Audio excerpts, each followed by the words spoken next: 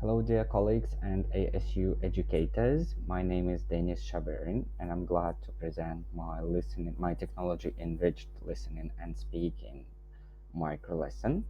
In this video, you will see the independent practice part of this lesson plan. So enjoy the video. All right, guys, that's very interesting. Now let's practice the words that we have got from the video.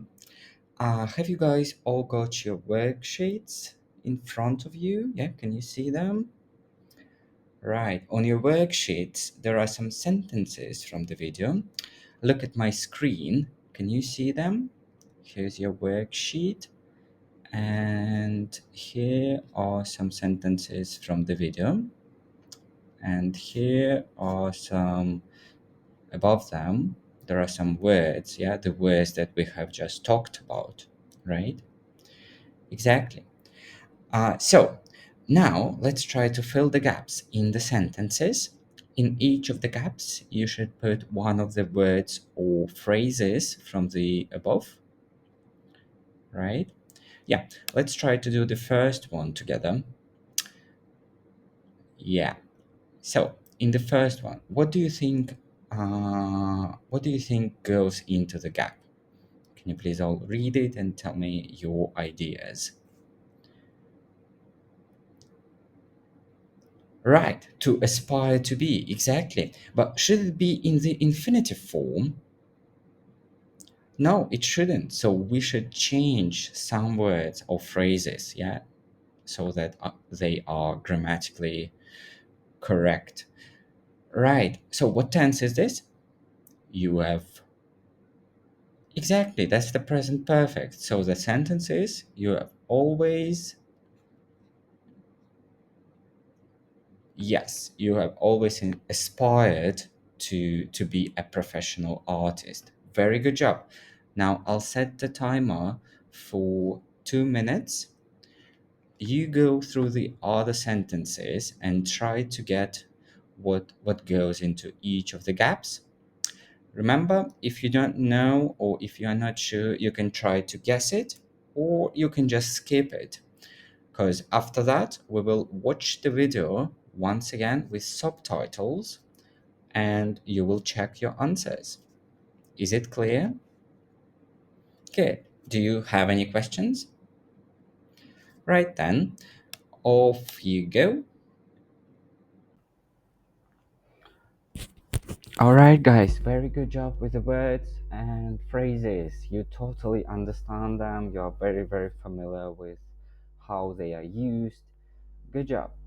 Now that we are familiar with them, as well as we are very familiar with what intrinsic and extrinsic motivation factors are, let's let's try to find out our group's opinion on motivation in general, right?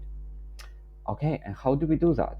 How do people usually do that? How do people understand the group's opinion on a subject, on a topic? Exactly, they just ask them. And what is it called when people ask other people, a lot of other people, summarize the information and present the results? What's it called? Yeah, that's interesting. Let's all go to the board and find out. Okay, can you see that? Right, so it's called a poll.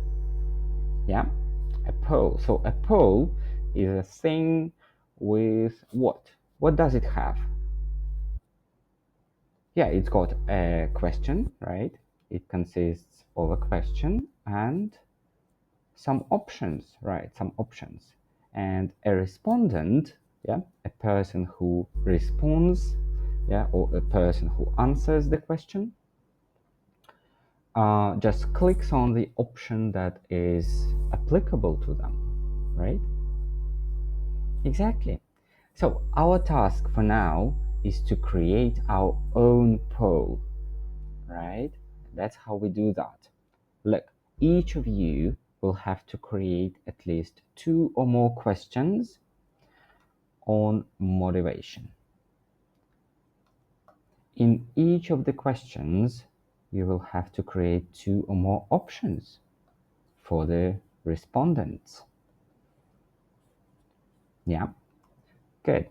And in each of the questions, that's the trickiest part. In each of the questions, you'll have to use at least one of the words from the lesson, right? Do you know where you can find the words? Exactly, in your worksheets or from your memory. Right. Any questions about this part? All right then. So let me show you how we'll do that. We'll use the Google form. Here is the link that I would love you to follow. Can you please click on it? So guys, it will be a collaborative poll. It means that we'll work on it together, yeah, as a team. So each of you will create 2 questions and then we'll summarize all of them, right? Okay, are you all there? Yeah, on the Google Form website, yeah? Right.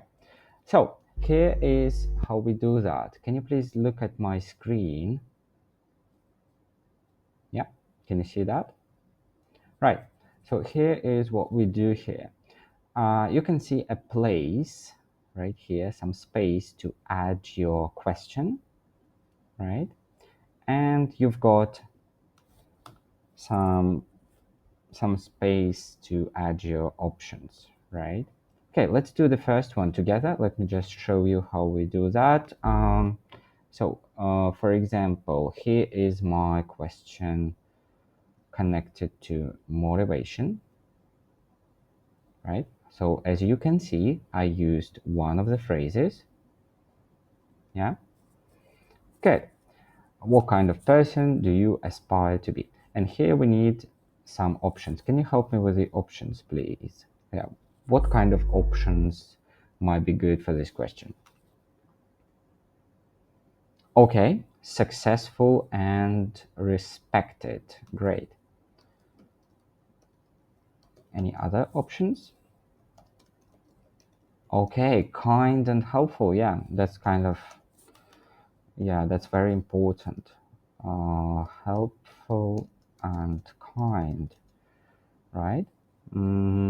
Yes, exactly. And that's what we want to add in our questions. The option which says, I haven't thought about it or something like that. Yeah, I haven't thought about it.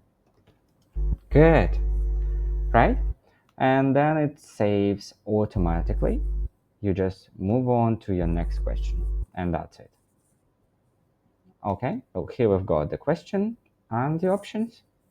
Easy. Right, so let me just give you 2 minutes here. Think of your questions, create your questions and your options. Don't forget to use the at least one of the words from the lesson. And off you go.